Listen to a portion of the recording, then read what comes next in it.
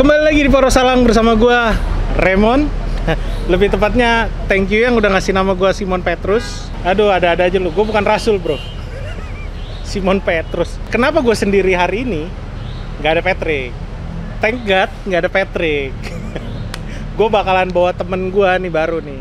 Buat kalian yang emang udah lama di komunitas atau di dunia futsal atau bola, pasti tahu lah orang ini lah. Gue bawa ke sini karena gue pengen tahu pengalaman dia. Kita ngobrol-ngobrol lah soal sepak bola Indonesia, soal kegiatan dia, sama nanti kita bahas sedikit soal MU, oke? Gue akan panggilin anaknya setelah yang satu ini.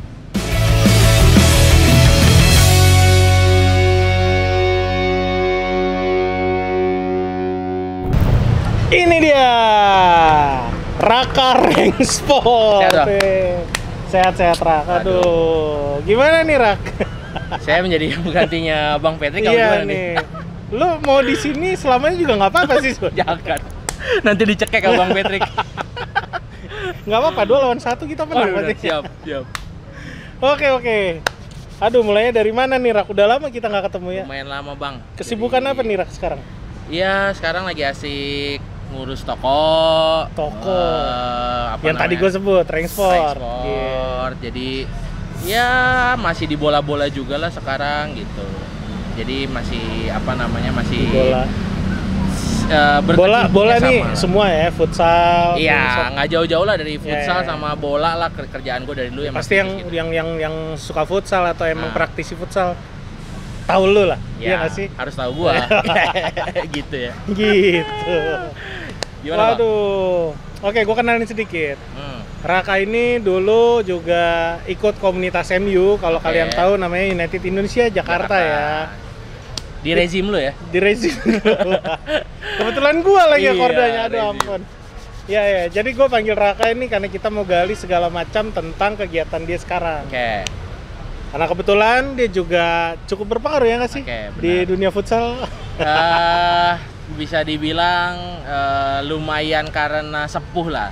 Karena kan gue nonton futsal jadi aman-aman gue tadi awal-awal di United Indonesia Jakarta kan. Maksudnya dari awal berkomunitas bareng juga sama awal-awal gue waktu itu masih di media futsal kan gitu. Jadi bareng tuh Bang dari 2014 tuh. Bola Alop ya? Bola Alop gitu. Ya. Jadi awal-awal mulai karir sama awal-awal gue berkomunitas sebenarnya bareng timelinenya gitu.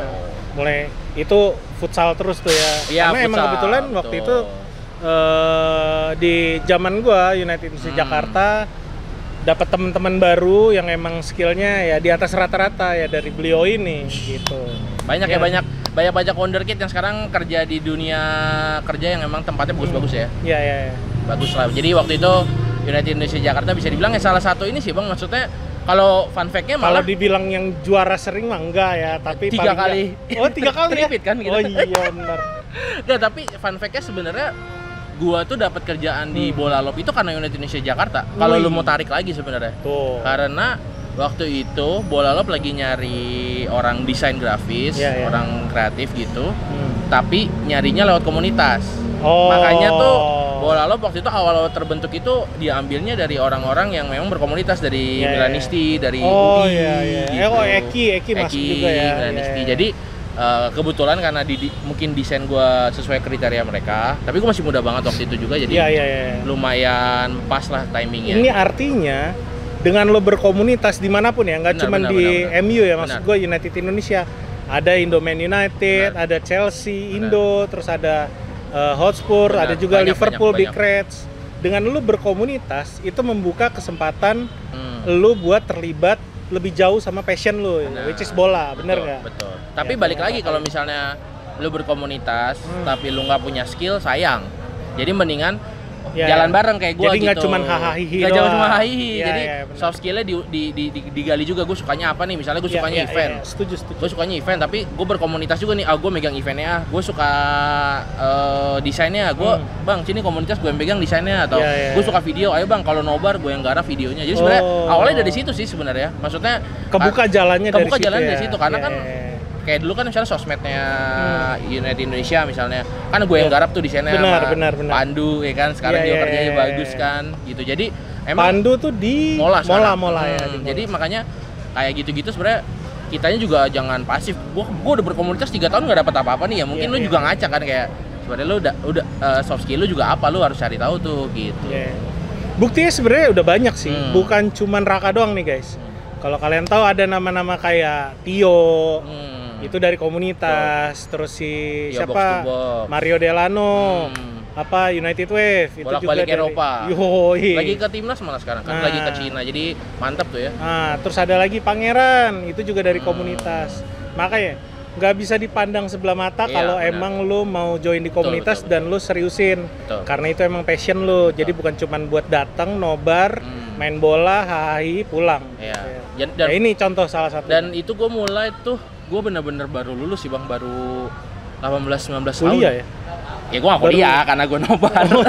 Karena gue nobar terus. Jadi waktu itu gue ambil yang ini jangan dicontoh. Yang ini jangan dicontoh. Karena waktu itu gue kelas karyawan weekend.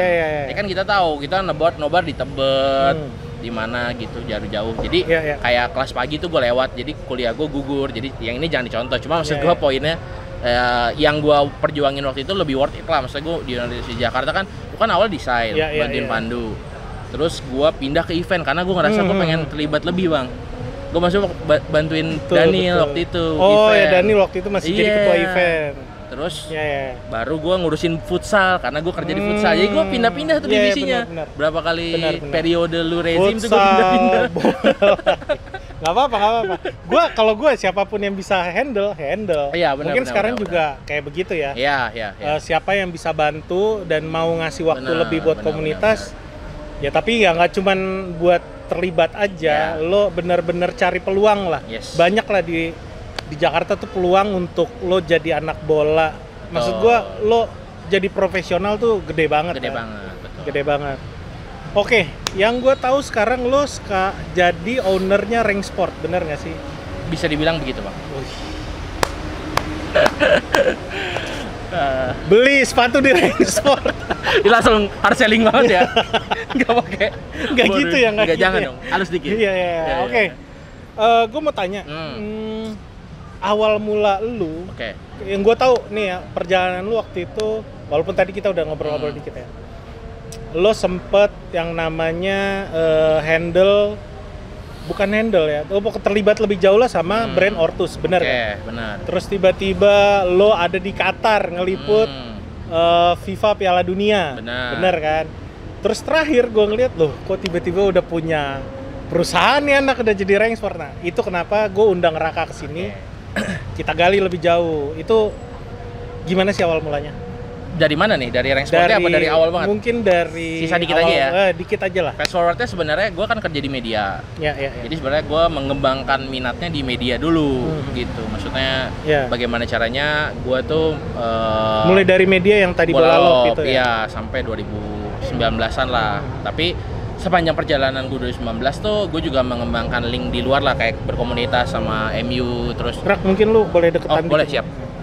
Berkomunitas sama MU gitu. Jadi selama 2019 gue mengembangkan link gue juga gitu. Nah akhirnya gue resign karena menurut gue masa bakti gue udah cukup lah, udah 6 tahunan di sana. Wah, lumayan gitu. Terus gue coba tantangan baru, gue klub futsal, Halus Futsal. Futsal Pro, Liga Pro karena gue ngerasa, karena gue udah di media, gue pengen coba sisi lain dari industrinya itu. Kebetulan Halus Futsal juga masih baru tuh ya?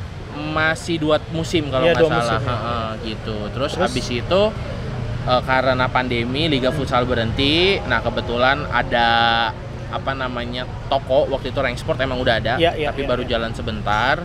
Nah, baru muncul ada ownernya, ngobrol sama gue, pengen ada orang marketing yang ngurus marketingnya. Kalau dia kan mungkin lebih ke bisnismen lah gitu. Nah dari situ kita jalan bareng, tapi gue bilang ke dia gue mau jalan, tapi kita jalan bareng, tapi gue owning brand ya gitu. Jadi gue sharing lah sama dia untuk jalanin ke depannya. Kurang lebih teknisnya kayak secara gitu. Nggak langsung partner lah gitu. Jadi gue udah partner sama dia. Nah dari cabang ke 1 berjalan terus dengan ya pengembangan, ekspansi dan lain-lain. Sekarang udah cabang ke 31 di Surabaya. Mulainya tahun berapa itu? Kalau temen gua cabang ke 1 itu 2019. Waktu itu gua masih di Halus kan. Nah, jadi kalau gua join itu cabang kedua itu 2020 bulan Mei apa April gitu gua 2020 sampai 2024 34 cabang. Goks. Jabodetabek ada berapa? Aduh, Jabodetabek gue lupa lagi. Tapi kayaknya kalau dihitung kayak 14-15 sih. Oh, 14, banyak 15, lah ya. Itu iya, tersebar ya di mana-mana tersebar. Jadi bedanya kita sama mungkin kompetitor atau beberapa toko retail sport yang lain, mungkin terjelasin sedikit Rangsport ya, Bang. Jadi Rangsport tuh sebenarnya toko olahraga yang punya 4 kategori, Bang. Jadi isinya tuh ada futsal, football, running, dan juga walking shoes atau sneakers buat kerja. Jadi kalau lu masuk sebagai fans bola yang suka running juga ya, ada tuh sepatunya. Ada di situ semua. Lo mau buat kerja ada tuh warna hitam misalnya gitu.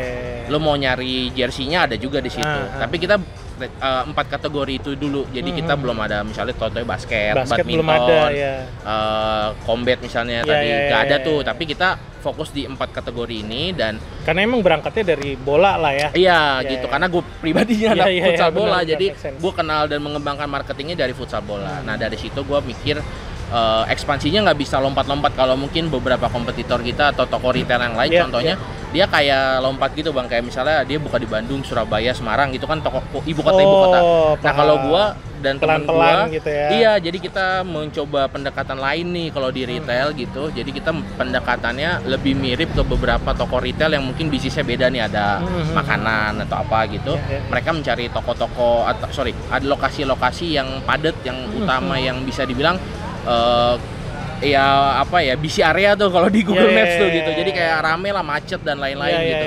Jadi kita mengembangkannya dari Jabodetabek dulu, Bang. Jadi kita waktu itu sebelum kita ke Jawa Barat yang kayak ke Cikampek gitu, kita bikin dulu 12 di Jakarta, baru ke Cikampek, Purwakarta, baru ke Sukabumi. Kan mungkin agak aneh juga ya, ngapain lu punya bisnis lu bikin di Sukabumi misalnya, atau lo bikin di Cikampek bahkan. Kalau di tempat lo sendiri belum kuat gitu kan. Iya gitu. Kayak gitu kan. Iya makanya gue tadi mikir gimana caranya kita bangun ekspansi tapi nggak buru-buru, Bang, karena kualitas kontrol yang paling utama gitu. Di toko gue gimana caranya orang masuk dapat keramahan yang oke, dia nyari dapat sepatu yang dia cari, terus toko juga dingin, bersih, wangi. Nah untuk ngejaga itu jarak tuh penting. Jadi gue sama perusahaan Rangsport itu berusaha untuk dewasa pelan-pelan. Jadi kalau misalnya kita cabang ke 10 tiba-tiba udah di Surabaya, gue takutnya tuh bos di sana gitu. Bocor nih, kita mesti terbang. Nah kita belum siap nih, mesti ngeluarin uang terlalu banyak untuk ada kesana, issues misalnya. Atau mungkin misalnya lu lagi bikin event di Surabaya kan agak repot bener juga repot gitu. Jadi kita pelan-pelan kayak kita gue sendiri juga kayak dari Sukabumi, Subang, lama-lama jauh tuh, Bang, Cianjur, Bandung, lama-lama kemarin habis bikin Sumedang, jalur atasnya kita pelan-pelan Subang, Semarang. Jadi kalau lu ngelihat pattern kita sebenarnya lebih ke gimana caranya kita secara eksekusi nggak buru-buru, tapi ngelihat orang yang ngejagainnya QC-nya juga rapi gitu. Jadi nggak lompat-lompat lah. Beberapa kali tuh lewat Rangsport memang kalau gue lihat penempatan tokonya tuh di tempat-tempat yang emang kalau gue bilang ya, banyak anak futsalnya gitu, banyak anak futsal, banyak anak bola. Kayak beberapa kali karena rumah gue di Sawangan, gue ngelihat di Parung tuh ada dan emang lagi berkembang lah di sana. Apalagi di Pamulang tuh anak futsalnya kan ya jago-jago kan gitu kan. Bener. Jadi ya gue ngeliat, wah ini Rangsport, gue nggak sadar kalau itu ternyata punya temen gue sendiri. Kelas cuy. Alhamdulillah. Jadi emang kita salah satu cara pemilihan lokasi kita juga seperti itu sih, maksudnya kita ada researchnya gitu, kadang dilakukan sama tim kita, dapat input. Gue juga karena dari komunitas futsal, gue nanya orang-orang yang gue kenal, gue pun terjun untuk langsung nyari rukonya sebenarnya, karena feelingnya di situ gitu, nggak bisa sembarangan kita nyari ruko kayak ini rame nih atau kita lihat dari agen misalnya. Gue sih nggak kayak gitu, tapi gue terjun langsung, terus gue ngelihat terus gue tanya lagi nih sama anak-anak futsal, lu kalau kesini susah gak? Aman, Bang, nggak perlu pakai helm misalnya. Ada yang gitu, Bang, jawabnya misalnya, aman, Bang, kalau ke jalan utama nih misalnya mesti pakai helm. Atau karena ada suka ada pemeriksaan. Iya, misalnya ada futsal. Tapi kalau misalnya kita kan sekarang lagi ngembangin running, misalnya beda lagi tuh, Bang. Misalnya kita lagi pengen menangin runningnya, ini mah jalur orang lari pagi-pagi kayak di Cianjur tuh, gue bikin di depan CFD, Bang. Jadi kalau minggu pagi gue buka pagi tuh jam 7 gue buka. Jadi ya pendekatannya lagi-lagi beda-beda. Gue baca pasarnya dulu. Ini lebih futsal, ke running apa? Toko independen instead of lo ada di dalam mall, bener gak sih? Bener, namanya off street. Kita di pinggir jalan. Betul, gitu. Itu namanya off street. Iya, kita berbeda sama di mall. Jadi orang merasakan experience belanja di mall, tapi lu di pinggir jalan. Iya, dan bahkan di kota-kota di kota-kota yang gua datengin ada beberapa yang nggak punya mall, Bang. Jadi misalnya benar juga ya. Ya Sukabumi misalnya, dia cuma ada mall kecil gitu, Ramayana Department Store. Ya gue bikin di Sukabumi dengan kualitas, gue bikin brandingan di dalam tokonya seperti lu masuk toko-toko olahraga di mall gitu. Ya dingin, penjaganya ramah, pakai baju yang bagus. Atau ada juga kayak misalnya di daerah gue tuh di Manado ada satu mall kan udah rame banget. Memang rame, tapi kan orang lebih nyaman mungkin buat anak-anak bola lah ya. Yang gue main bola mau nyari sepatu bola, masa gue ke mall gitu kan. Berarti kan cari toko yang di pinggir jalan, yang deket gitu. Dan ya yang lu bilang tadi, serasa belanja di mall. Iya, betul. Nah, gue sempat beberapa kali ke Rexport. Itu emang cuman brand Ortus karena lu emang awalnya di Ortus atau gimana? Boleh cerita dikit? Sebenarnya kedekatan gue sih, maksudnya sama brand Ortus tuh dari awal mereka bikin 2018 ketika gue di media, gue ada background lah dekat sama brand Ortus gitu, sama orang-orang di dalamnya gitu. Jadi ketika gua masuk Rexport pun udah nggak sulit untuk, dan kebetulan Rexport juga sevisi, dia jual Ortus gitu lah. Secara nggak langsung Rexport kayak udah jalannya gitu. Ortus, gitu. Jadi ketika gue ditarik di Rexport, gue juga udah kenal Ortus gitu. Terus jadi sesuatu yang kayaknya komplit lah. Mungkin gue potongan puzzle terakhir dari Rexport gitu. Nyari orang yang mungkin cocok untuk ngembangin Rexport dari sisi marketingnya gitu. Terus makanya tadi gue bilang kayak gimana caranya kita berangkat dari Ortus aja sih Bang. Jadi kalau lu tanya gue kenapa nggak ada brand lokal di Ortus, di Rexport selain Ortus, karena ya tadi dari 4 kategori ini kita udah berani Bang. Kayak futsal misalnya, futsal tuh ya pemain timnas futsal sekarang yang di timnas futsal sekarang Ortus tuh paling banyak, 9 pemain. Kan ada 20 ya. 9-nya Ortus. Seinget gue, yang gue tahu ya cuman Iqbal Iskandar, terus siapa lagi? Udah gak ada tahu loh masih. Ada Nizar, ada Rio Pangestu, Rizky Xavier, Romi Humandri. Ada baru-baru sih Bang. Gue baru ambil kemarin. Semua. Ada pivot dari Cicalengka namanya Andres tuh baru sign kemarin gitu. Jadi itu salah satu tuh di futsal kita. Rak, ini rusuh banget ini di belakang. Biasa kayaknya. Pulang kerja Bang. Pada emosi nih. Jadi kalau gue tambahin tadi ya, futsal itu timnas futsal itu pakai itu kayak udah firm banget kan. Maksudnya validasi bahwa sepatunya oke. Ya kan. Bola kita punya sebenarnya Yakob Sayuri. Baru tuh sih. Iya, udah 2 tahun lah. Tapi dia kebetulan lagi cedera, jadi nggak dipanggil kan 2 kali.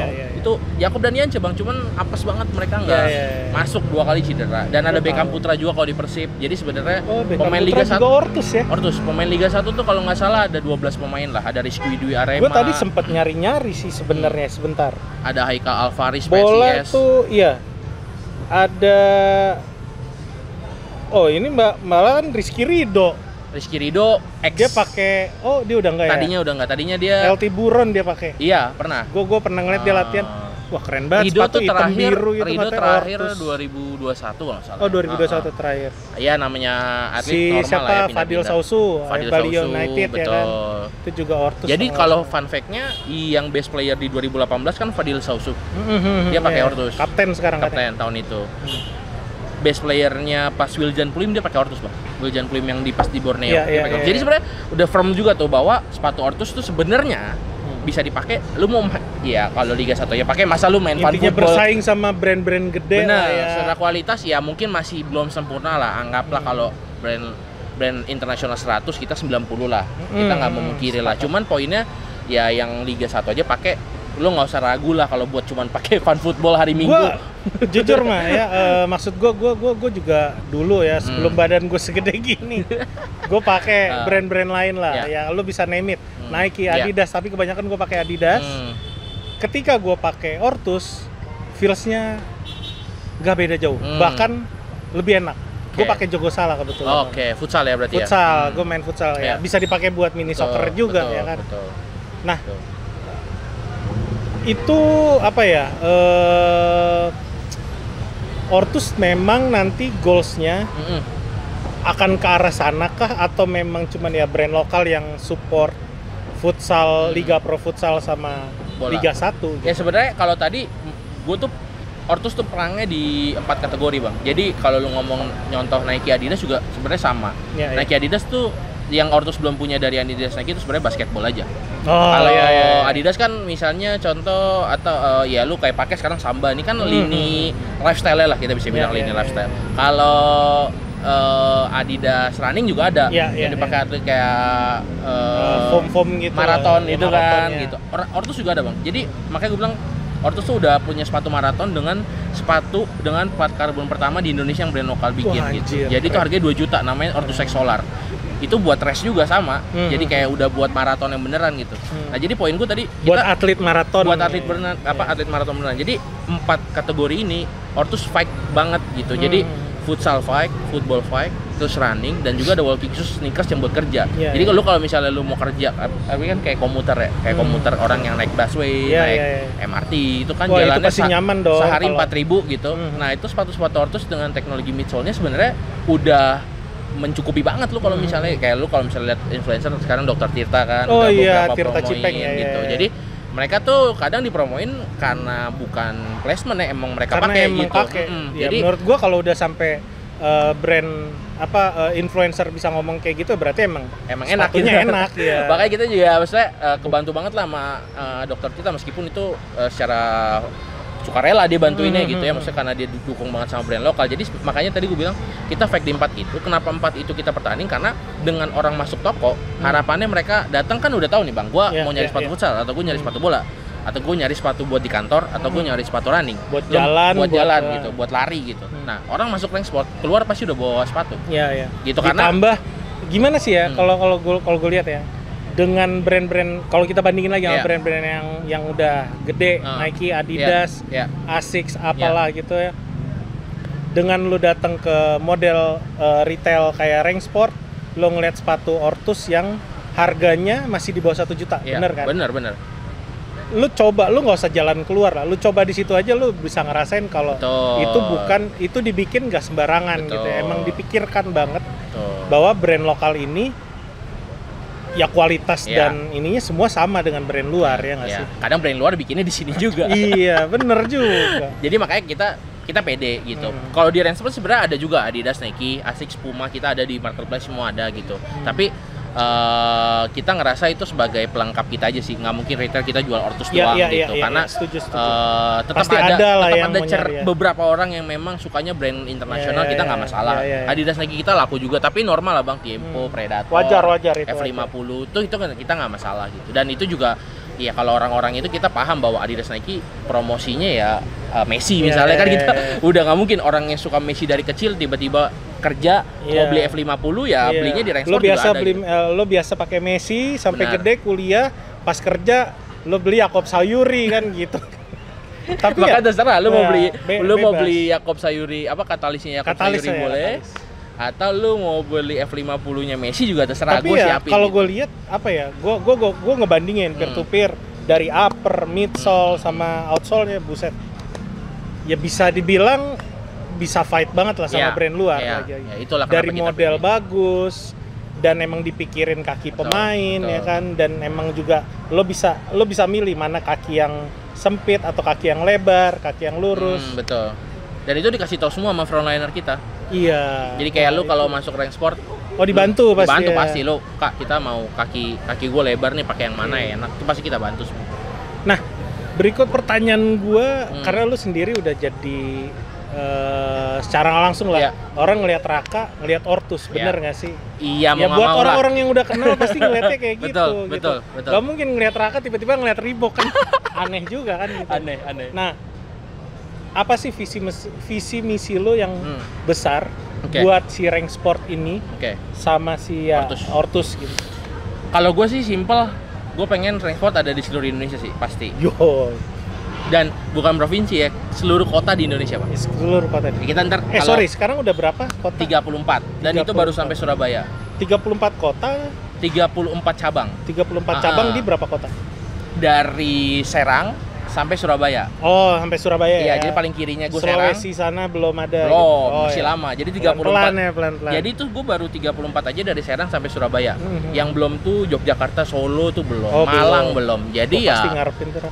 Pasti, makanya gue hari ini aja di chat sama 2 orang, bang buka Pontianak bisa bang. Anjir. Jadi sebenarnya karena kita ya tadi visi misi gue kalau dari impian gue lah, impian gue di setiap kota itu ada toko olahraga yang mumpuni supaya orang makin senang olahraga. Karena apa yang dilakukan Dr. Tirta itu bukan semata-mata dia promoin sepatu ya bang, tapi influencer olahraga sekarang tuh mengencourage orang untuk olahraga. Bener gak sih? Mendidik orang lah. Mendidik orang. Bahkan kalau dulu kita kan ngomongnya cuman levelnya jangan makan manis atau apapun itu. Sekarang tujuannya itu udah bukan itu. Tujuannya itu supaya lu sehat aja. Iya. Jadi makanya gue bilang lu mau olahraga kayak futsal. tamparan buat gue ya. Ya saya juga sama sih Pak sebenarnya. Tapi sebenarnya kayak futsal bola gitu atau running. Ataupun walking shoes, lu jalan kerja gitu. Sebenarnya tujuannya adalah bikin lu sehat sebenarnya. Intinya itu aja gitu. Makanya edukasi itu menolong kita nih sebagai toko olahraga. Ayo kita sama-sama. Gua sediain toko yang gampang karena kalau lu misalnya contoh nih Bang. Lu di kota Tegal, gue buka di Tegal. Salah satu toko omset yang lumayan besar di Tegal. Padahal Tegal bro. Tegal. Lu bayangin. Tapi di kota Tegal orang bisa memiliki sepatu yang lu bisa cobain langsung. Kalau lu beli online, lu takutnya KW. Banyak banget gitu sekarang. Lu beli Ortus misalnya lebih murah gocap, toto KW. Datang-datang KW, kasihan kan? Atau lu udah transfer orangnya kabur. Ya mendingan lu datang ke toko aja, lu paling lu bisa coba. Dan emang bukan barangnya yang biasa-biasa. Bener, dan menariknya lagi harganya sama gitu kan. Jadi mendingan ya lu datang ke toko, nyobain, ya lu bawa pulang langsung bisa lu pakai sore-nya gitu. Jadi bisa dibilang kebanyakan influencer bilang beli brand lokal karena emang quality sekarang build-nya emang udah bagus gitu. Bagus makanya banget. Tadi gue pede gini, makanya tadi kalimat pertama gue adalah gue pengen Rank Sport ini ada di semua kota di Indonesia supaya semua orang bisa merasakan atau mempunyai sepatu lokal dan lu rasain sendiri enak kok gitu. Gue bisa maksudnya sepatu bagus lah ya, sepatu bagus dan lokal yang bikin gitu. Jadi makanya gue bilang lu cobain aja, maksudnya gue nggak perlu ngejelasin itu tugas Ortus lah untuk menjelaskan teknologinya gitu. Tugas gue adalah bikin lu nyaman, beli, pulang lu rasain sendiri, gue yakin lu balik lagi atau gitu. Atau mungkin gue bilang gini ya, bisa lu cobain, misalnya nih ya, lu pengguna Adidas, lu beli apalah yang NMD lah apalah ya. Ini gue berani bilang bukannya gue di endorse atau apa ya, tapi emang ketika lu datang ke toko ada brand Ortus, lu bisa bandingin. Gue soalnya pernah gitu. Kalau nggak salah waktu itu kerjasama sama Avengers kan. Marvel sama Marvel. Dan itu temanya Avengers lah. Gue bilang apakah ini cuman karena ini ngangkat Marvel cuma buat naikin nama. Ternyata enggak gitu. Ketika gue coba emang beneran enak, build-nya enak di kaki. Dan ketika gue beli terus gue pakai buat jalan harian juga enak. Jadi ya lu nggak usah khawatir. Embel-embel brand lokal sekarang itu udah bisa dibilang udah sama brand luar negeri ya nggak sih maksudnya? Iya. Makanya gue sebenarnya sih gue yakin maksudnya dengan harga segitu kalau misalnya lo jual di luar negeri mungkin lebih naik gitu, lebih laku gitu loh. Iya makanya gue bilang tadi maksudnya brand lokal itu gue nggak pernah gaungin Bang. Ortus maksudnya gue nggak usah kayak ngejual bahwa lo harus beli sepatu ini karena lokal, jangan. Lo beli sepatu ini, lo datang ke toko, sepatu gue tuh di toko tuh ada Adidas Nike juga kan. Ya lo bandingin sendiri, lo beli Adidas Nike ini 900.000 misalnya atau 1 juta gitu. Terus lo beli Ortus yang 500-600. 400 juga ada sih. Iya, lo beli sepatu ini bisa berdua atau lo misalnya lo punya budget 1 juta lo mau beli Nike.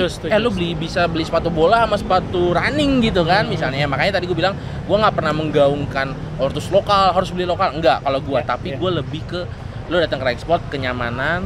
Nah, semua orang punya akses untuk beli tanpa bayar ongkir mahal.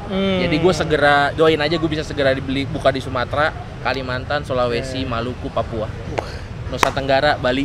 Sukses. Nanti kalau udah provinsinya udah semua Bang, baru kita keluar negeri lah gitu. Gue sebenarnya banyak yang mau gue bahas sama lu. Nih belum kita ngebahas soal pengalaman lu kerja sama FIFA kemarin, ya kan? Cuman karena waktunya juga rada terbatas. Episode selanjutnya lo tungguin ya. Ini salah satu anak anak lokal, anak dalam negeri, anak bangsa. Indonesia, anak bangsa yang bisa kerja buat FIFA, ngeliput World Cup 2022. Itu nantilah ya di episode lain.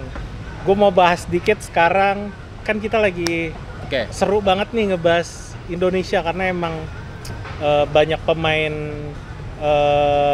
naturalisasi. Kita udah nggak bisa bilang dia pemain diaspora, udah jadi warga negara Indonesia. Betul, setuju. Ketika kita udah keren, tapi lu nonton terus kan, lu ngikutin selalu kan? Nonton 90 menit. Gue mau nanya sedikit pandangan lu yang rame kemarin, Indonesia Bahrain, kita dirampok nih. Pandangan lu soal itu gimana? Ya gue pasti mencerna dulu nih gitu. Ini bener gak sih kita dirampok gitu. Tapi setelah ngelihat lini masa sebenarnya kan kepecah dua kan. Ada yang merasa wise, legowo bahwa kita emang sebenarnya 90 plus sekian itu harusnya udah berhenti. Ada yang harusnya kita lebih klinikal di depan gawang supaya 3-1 gitu. Tambah 6 menit jadi 9 lah ya. Atau tambah 90 plus 6 dan atau 90 plus 99 gitu. Sebenarnya gua nggak ngelihat ini sebagai apa ya, masalah yang kecil gitu. Maksudnya kalau masalah in game, lu mau udah sampai Piala Dunia pun kita bisa terjadi hal seperti itu kan. Setuju. Tapi masalah bukan masalah, maksudnya big picture-nya sebenarnya lu sadar gak sih bahwa kita sekarang udah ada di R3 dengan ya kekuatan yang berbeda gitu. Cuman poinnya adalah kita sekarang udah ada di round 3 di mana kita berkesempatan langsung menuju Piala Dunia gitu kan. Dikit lagi Piala Dunia. Meskipun kita ntar masuk ke round 4 gitu, syukur-syukur masuk ke round 4. Cuman poinnya adalah kita kan nggak pernah ada ini di sebelumnya. Gua sih sebenarnya pengen banget masuk 2006 kita masuk gitu. Kalaupun nggak masuk menurut gua nggak apa-apa. Gitu. Maksud gua lu nggak usah kayak marah-marah gitu. Kalau kita tuh kalah gitu. Ngerti gak sih? Maksudnya karena setiap pertandingan itu pertandingan yang beda itu battle-nya beda gitu. Lu besok ke Jepang bisa jadi wasitnya fair tapi lu nya kalah. Kayak kemarin misalnya pertandingan kedua yang mau kita bahas juga gitu. Maksudnya tapi poinnya adalah jangan ngelihat big picture-nya, lu legowo aja ya. Udahlah ya dicurangin. Ya udah move on. Gitu enggak usah. Gini gak sih secara nggak langsung emang kita bermasalah dari pemilihan wasit. Gue bilang aja udah salah gitu kan. Kita lawan klub Timur Tengah, tim Timur Tengah. Kenapa wasitnya juga orang Timur Tengah? Kan lo bisa naruh wasit Jepang, wasit Korea atau yang lain. Kayak kemarin lah kita lawan Cina, wasitnya Timur Tengah kan enak gitu kan. Ya di luar itu, ini salah satunya kesempatan Indonesia bentar lagi, dikit lagi ke Piala Dunia. Kenapa nggak berusaha lebih baik di 6 menit tambahan? Atau kita bisa bilang ternyata ditambah 3 menit lagi sama wasit jadi 99. Betul. Kan itu kecolongan kan sebenarnya di menit terakhir kan. Ya lo bisa buang bola. Atau kemarin sempat gua ngeliat di injury time itu pemain kita yang biasa kita lakukan keram kaki lah apa itu nggak ada dilakukan. Nah itu sih yang disayangkan. Kenapa kita nggak melakukan itu sih gitu loh. Atau ya emang fight aja udah, jangan sampai lo kebobolan. Itu kan emang lo maksudnya. Iya, jadi bukan lebih ke wasitnya gitu. Enggak ke wasitnya, maksudnya di masa depan pun kita bisa dicurangin wasit lagi kan. Betul, tapi makanya Timnas dan STY ini harus lebih dewasa sebenarnya. Lo harus lebih klinikal depan gawang. Lo harus tahu bahwa suatu saat kita dicurangin wasit atau suatu saat kita melawan yang tim lebih kuat. Jadi variabel-variabel itu yang ngebuat tim kita lebih kuat. Tapi kalaupun kita nggak lolos Piala Dunia sekarang ya udah, ya kita udah cukup bagus lah gitu. Siap. Oke. Thank you, Rak. Selanjutnya nih kemarin kita review dikit lah ya soal Cina ini. Kemarin di orang-orang bilang hampir semua pandit di Indonesia ya, bahkan di luar negeri bilang di atas kertas kita unggul secara pemain dan itu terbukti. 80%-an antara 70 sampai 80% kita megang ball possession. Cina cuma 20%, tapi kenapa mereka bisa menang? Benar. Menurut lo gimana? Iya tadi, maksudnya jadinya kita udah nggak underdog kalau gue ngelihatnya. Apalagi datangnya Messilgers gitu, bahwa kayak masa sih ada Messilgers kita kebobolan, sama Rido aja nggak kebobolan. Mainnya juga nggak spesial kemarin. Mainnya Cina juga biasa aja gitu. Bahkan 2 shoot on goal doang setahu gue di babak pertama itu kan gitu. Jadi makanya tadi gue bilang kita tuh bakal main ke Jepang, kita bakal main ke Australia, apapun bisa terjadi gitu. Kita tadi, Jepang sama Arab di GBK. Iya, Jepang sama Arab di BK. Maksudnya kan kita tetap away kan maksudnya kan nanti gitu. Maksudnya secara besaran tuh kita kan ke away bukan ke Cina doang, Bang. Kita bakal ke Jepang, bakal ke Australia gitu poin gua. Maksudnya ya makanya tadi bilang kondisi pertandingan tuh bakal beda banget gitu. Maksudnya semua pertandingan tuh bakal memiliki vibes yang beda. Ya kalau Cina dengan supporternya tapi wasit adil, tapi lu mainnya jelek, lu kalah juga gitu. Jadi lu nggak bisa ngeremehin. Ya kemarin kan banyak pandit yang bilang bahwa kesalahan STY mainnya Messilgers terlalu lebar, Calvin terlalu lebar atau terlalu ngeremehin. Atau ada juga yang bilang pemilihan line up-nya juga termasuk gua sih, gua bilang. Ini kayak Witan, Asnawi, Shen Patinama nggak pernah main sampai di lawan Bahrain kemarin. Ketika lawan Cina kenapa dijadiin starting line up gitu kan. Ya makanya hal-hal kayak gitu sebenarnya ya itu biarin STY aja lah gitu. Tapi kalau pasti dia ada pertimbangan sendiri. Betul. Kalau poin gue sebenarnya lebih ke ya lu legowo aja. Kalau misalnya memang toh kita misalnya nanti di masa depan bakal lolos, ya itu emang udah rezekinya lah. Tapi poin gua adalah lu harus lihat timnas ini tuh dari big picture-nya bahwa kita tuh kita beda sama Bahrain 1 poin kan. Maksud gua masih jauh banget gitu. Jadi nggak usah berlebihan kayak ya menurut gua yang Oman sampai report menurut gua agak berlebihan lah gitu. Kalau lu mau kritik atau lu upload di sosmed lu silakan lah. Kalau sampai report menurut gua berlebihan. Pasti itu ada yang kecewa lah. Kedua, sampai pas lawan Tiongkok kemarin sampai kayak gimana caranya ngebully Asnawi ya itu yang menurut gua yang berlebihan kan. Makanya ya udah kalau Asnawi jelek ya udahlah gitu. Ayo Bang Asnawi lebih semangat lagi. Tapi pasti kan ST ngeliat Asnawi nggak bisa main, Saina juga nggak bagus, ya mereka pelapis aja. ST juga lihat kan, jadi nggak usah sampai bullying, nggak usah sampai apa. Gue sih kayak menyayangkannya di sana.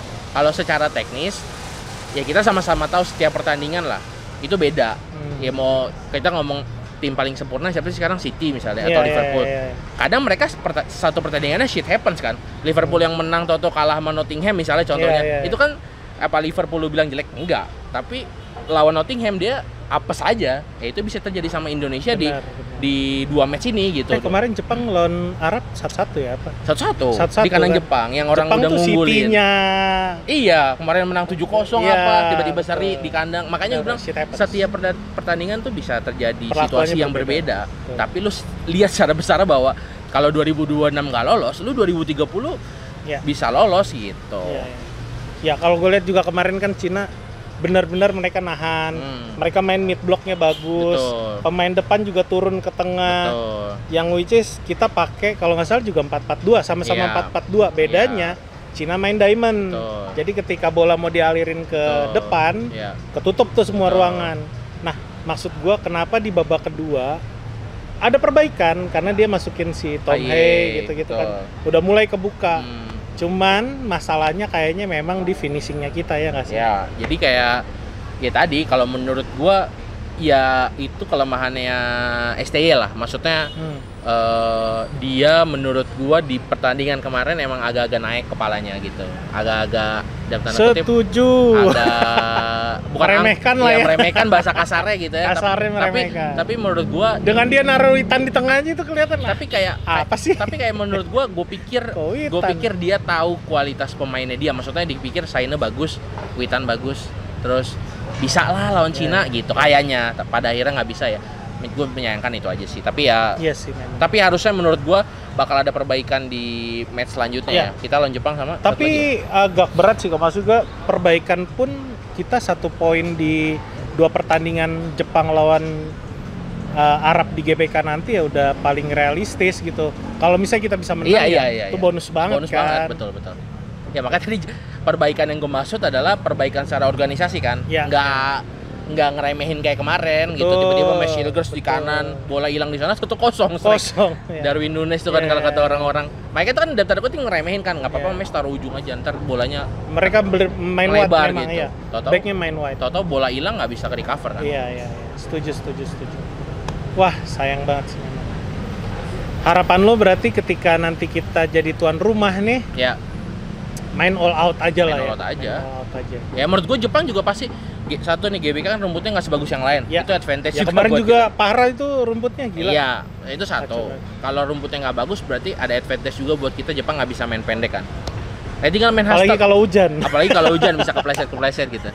Jadi tinggal hustle aja. Lu mau main kayak Cina kemarin nggak? Kalau lu mau main kayak Cina kemarin, organisasinya bagus, unitnya bagus. Ya kita lawan Argentina juga nggak kebantai-bantai bang. Argentina benar. Marcelino tapi itu main belum ada. Bukan enggak ya? Enggak lah, aman lah. Mungkin pemainnya nggak ngotot aja. Cuma maksud gua sekelas Argentina aja kita bisa ada tanda kutip nggak separah itu, nggak mungkin 4-0, 5-0. Orang yang lu bully kemarin, Asnawi itu ngantongin Garnacho bro. Gitu. Makanya gue bilang secara kualitas menurut gue pemain-pemain kita mah nggak jelek bang. Maksudnya Asnawi tuh main di Liga Thailand rutin loh. Gitu. Makanya gue bilang ya shit happens saja di pertandingan ya. Kalau misalnya toh respon lu sampai ngebully ya berarti ada yang salah. Sayangnya aja Sandy Walsh harus cederasi kemarin. Iya, jadi nggak ada opsi lain. Gue yakin sih kalau ada Sandy Walsh di kanan sih lebih terorganisir dan hasilnya mungkin akan berbeda. Itu sih. Oke, kita udah bahas rank sport, udah bahas Ortus, udah bahas Indonesia. Sekarang core-nya kita nih, Ra. Oke, apa nih? Lo kan fans. Gak mungkin gue undang sini, lu fans Liverpool. Gak apa-apa sih, fans Liverpool juga gak apa-apa gitu kan. Pandangan lu buat Manchester United kondisi sekarang. Kita lagi libur nih, Sabtu mau main lawan Brentford. Iya. Jadi kalau gue sebenarnya MU tuh ya kalau kita kan main Twitter juga ya. Jadi setiap minggu tuh gue misuh-misuh gitu bahwa sebenarnya gini ya. Gue tuh gue anti pelatih out kalau gue gitu. Jadi gimana caranya gue percaya manajemen. Yang manajemen yang bobrok dulu gue percaya. Apalagi yang sekarang Ineos gitu kan. Yang duduknya barengan berenam tambah Ferguson gitu kan bertujuh kayak. Wah, Ferguson juga baru di cut. Iya, itu hal lain ya Bang ya. Itu. Sangat kita sayangkan. Cuman kan gitu. memang itu buat ngurangin cost lah. Benar. Kemarin mereka meeting board director, gua rasa juga salah satu pembahasannya itu. Gitu. Selain gimana nih Ten Hag ke depannya, ternyata masih dipertahankan. Ya makanya tadi gue bilang mungkin ada sisi lain yang Ineos lihat. Ineos kan bukan orang baru lah di sport menurut gua. Oh iya. Portfolionya Omar mereka Barada, dan Ashworth itu bukan orang sembarangan gitu. Maksudnya mereka sebego itu gitu. Makanya gue bilang nggak mungkin, itu satu. Jadi gue percaya di situ aja. Selama Ten Hag masih ada, ya gue percaya Ten Hag. Berarti pilihannya ya pertimbangan director menurut mereka tepat ya, kita ngikut aja. Ya. Karena kan gue bukan yang setiap hari mantau MU. Mereka tuh yang setiap hari latihan orang-orang latihan gitu kan. Jadi gue percaya sama Ten Hag. Toh kalau misalnya hasilnya masih jelek, berarti ada sesuatu yang mereka lihat atau sesuatu yang mereka tunggu. Bisa jadi ada pelatih di luar sana yang mereka tunggu, kan kita nggak tahu nih. Jadi mereka nggak asal daripada kita pecat sekarang interim ntar jelek-jelek juga. Misalnya gitu ya. Jadi mereka nggak akan mengumumkan bahwa mereka mau ganti Ten Hag. Masih panjang nih sampai Desember, masih panjang gitu. Atau kita nggak tahu nih ada pelatih yang kontraknya sampai habis, Xabi Alonso misalnya kan. Atau nggak tahu nih kita. Ya maksudnya daripada mereka ngomong sekarang mau mencat Ten Hag jadi ngerusak tim, mendingan mereka simpan sendiri kan. Makanya gue bilang ya kalau ngomongin MU sekarang, ya gue pertimbangan gue masih dukung Ten Hag dengan omongan bahwa trofi itu Ole kan bilang trofi itu kadang menghambat proses sebuah tim. Nah kalau gue justru ada di tim Ten Hag bahwa trofi itu sebuah pencapaian sebuah tim yang harus kita hargai. Kalau gue balik lagi ya. Orang-orang punya ini sendiri. Orang-orang punya pendapat sendiri bahwa lu mau main bagus se-Manchester City pun atau se-Liverpool pun, kalau lu nggak dapet trofi lu pasti kepecat. Tapi beda sama Ten Hag, dia dari Carabao naik ke FA, kan kita nggak tahu dia naik Europa League atau apa.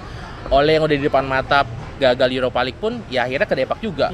Jadi makanya gue bilang tadi, kita jangan lupa bahwa Ole tuh terakhir itu kalahnya juga banyak, 6 kali nggak bisa menang atau 7 kali nggak bisa menang. 6 kali berturut-turut kalah kan. Jadi makanya gue bilang, iya sekarang yang lu bisa lu lihat tim lu sekarang ya lu telan aja karena kita nggak bisa ngapa-ngapain. Sekalian kita ya kritik ya Rashford, Garnacho, Ahmad mainnya masih kurang, Bruno Fernandes juga masih tiba-tiba kena masuk angin nggak ngerti sampai sekarang juga masih jelek gitu. Casemiro yang dulu di Madrid sekarang nggak bisa perform. Gitu. Bruno Fernandes juga kemarin sempat ngomong kalau dia lebih nyaman main sama Portugal karena dia bisa ya intinya dia ngerasa poin yang kita tangkap saat ini dia nggak nyaman bermain sama Manchester United. Kalau dulu kan kita selalu berpendapat, kita selalu mikir klub itu lebih besar daripada pemain, ya nggak sih?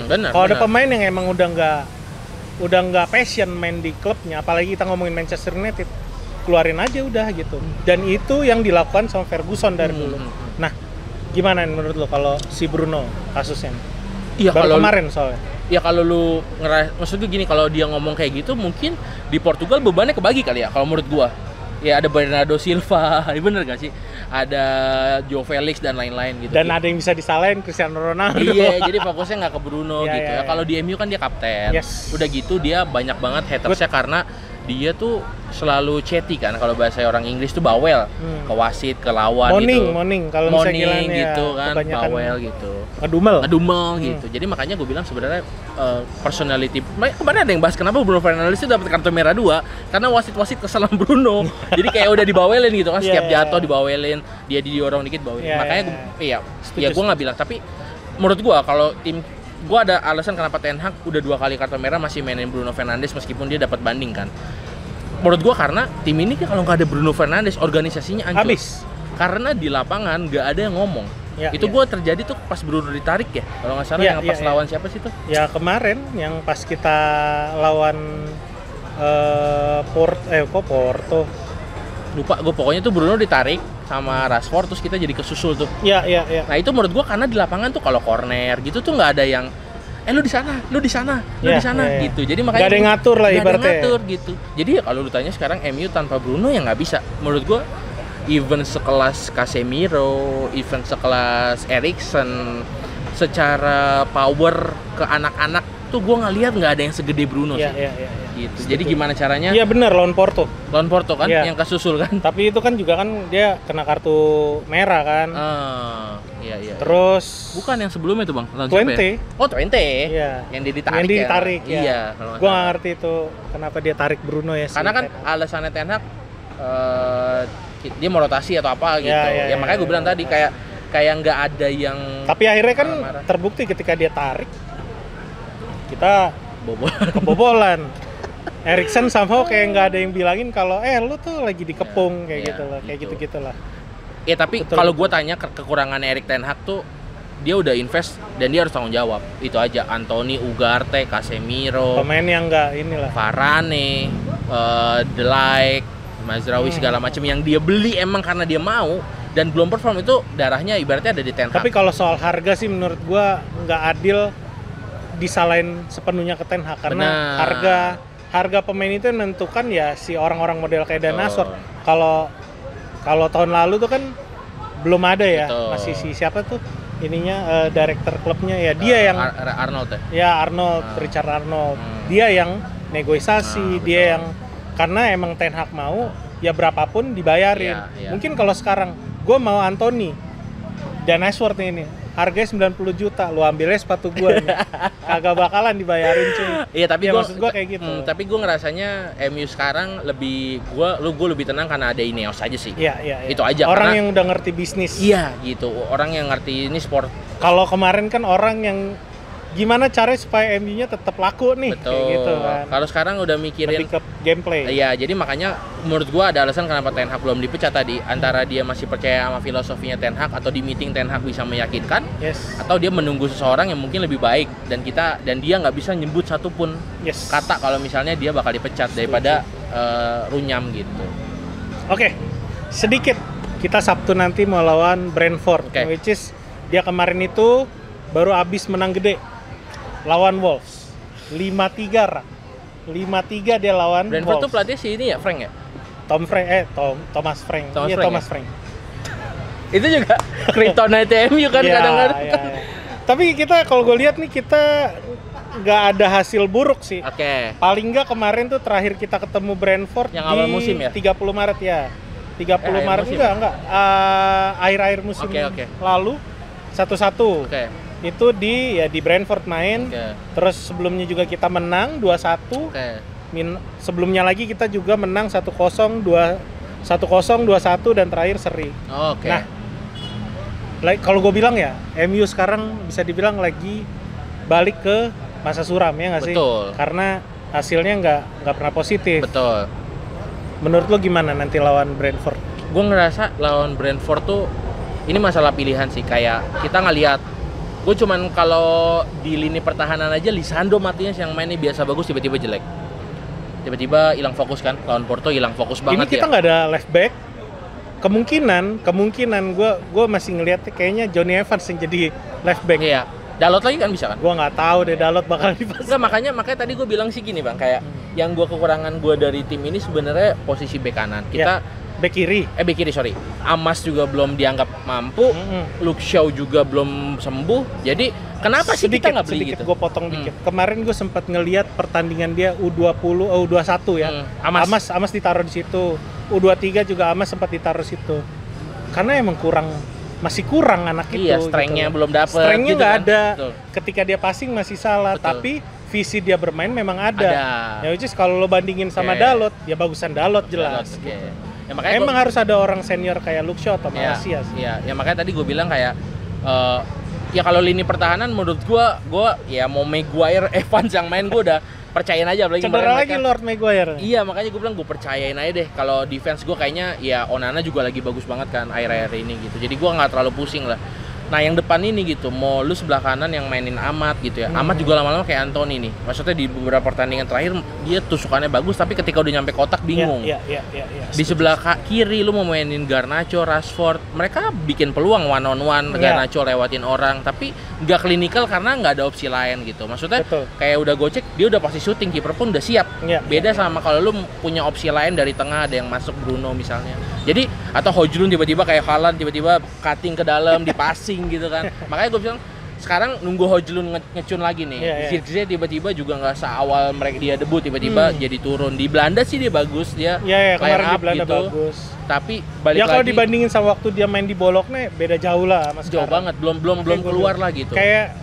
Kayak masih kurang gitu adaptasinya 3 bulan nih. Nggak keluar, makanya Ugarte aja dibilang Ugarte butuh adaptasi. Lu beli pemain yang udah bisa adaptasi lah, maksud gue kesel juga kan. Kayak ya udah akhirnya balik lagi Casemiro, Eriksen, Bruno. Casemiro, Eriksen, Bruno. Maino pun nggak tahu lagi underperform banget. Jadi makanya gue bilang ini kalau tim secara personal Erik Ten Hag bisa benerin, menurut gue mau lu mainin Garnacho atau Rashford di sana atau Amat di sana atau Højlund sama Zirkzee lu pilih satu, nggak ada masalah bang.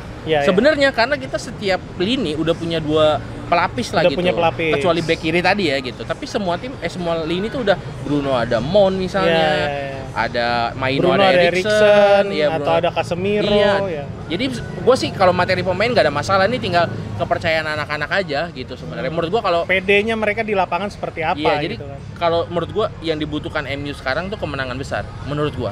Jadi sekali lu buka keran 3-0, 4-0, terus mereka menang besar, sampai udah rebutan gol nih Garnacho sama Rashford kayak udah kasih gue dong gitu, udah rebutan gol. Nah itu tim udah balik tuh. Sampai Bruno golin penalti, nah itu tuh ya ke awal season emang waktu zaman Ronaldo di 2022 ya, kita masih ngelihat yang namanya Rashford nggak mau nyetak gol dikasih ke Ronaldo. Yang sekarang nggak ada tuh permainan itu sampai lu nyetak gol susah banget. Menurut gua nggak usah menang deh, cetak gol aja. Lu menang 4-3 pun nggak apa-apa gua gitu. Cuman kayak gimana caranya lu cetak gol dulu. Makanya sekarang concernnya adalah lawan Brentford. Kalaupun lu bisa cetak gol sebanyak-banyaknya, cetak gol sebanyak-banyaknya. Maksud gua all out aja gitu. All out aja gitu. Karena tujuan kemenangan lawan Brentford itu adalah untuk mengembalikan kepercayaan diri dulu. Betul. Baru lu jalanin musimnya enak. Mau abis itu Rashford cadangan, mau Garnacho mulai dari bench, itu udah gak ada masalah. Rada miris ya, kita mau mengembalikan kepercayaan diri sama tim peringkat 11. Kitanya berapa? Kita 14.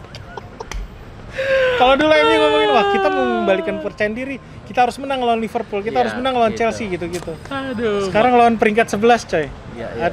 Itulah kondisi Manchester United sekarang. Kira-kira, gue nggak bilang lu prediksi berapa ya, tapi menurut lu kita bisa fight nggak nih dengan apa yang terjadi di timnas masing-masing ya?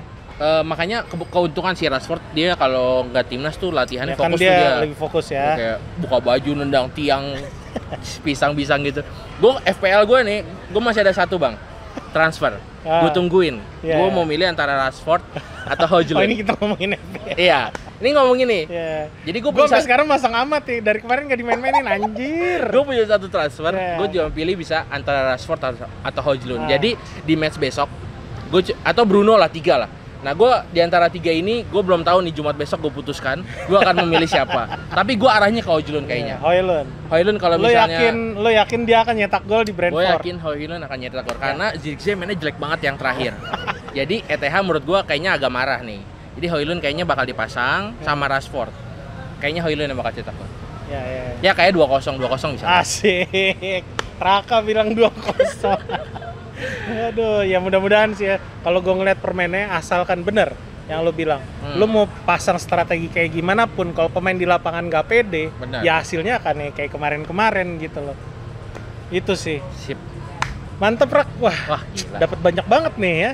Harus bikin warga Poros dapat ilmu tadi kan, gimana cara lo mulai kalau lo mau terjun setengah-setengah, jangan setengah-setengah, lo terjun di komunitas, terus lu mau serius, akan kebuka jalan kayak gitu. Terus kita juga udah bahas tadi Indonesia ya kan, gimana nanti memang sih agak terjal ya kan, kita lawan Jepang, lawan Saudi Arabia, terus ada AFC apa AFF ya, lupa gue. AFF ya. Kita ada ini baru baru tahun depan kita baru lanjut lagi kan, lawan Bahrain dan lain-lain. Terus terakhir kita udah bahas MU juga. Menurut Raka kita harusnya bisa fight lawan Brentford ini ya. Walaupun keadaan sekarang mau nggak mau Ten Hag tetap bertahan, ya kita sebagai fans harus telan aja udah. Apa yang bisa lo lakuin selain misu-misu di sosial media, bener kan? Ya udah, thank you banget Rak pembicaraannya. Thank you Bang Emon. Ini baru Pet. Ganti Raka aja Pet ya. Jangan dong, jangan. Ya udah, itu aja dari kita. Siap. Thank you warga Poros. Sampai ketemu lagi di episode berikutnya. Deh.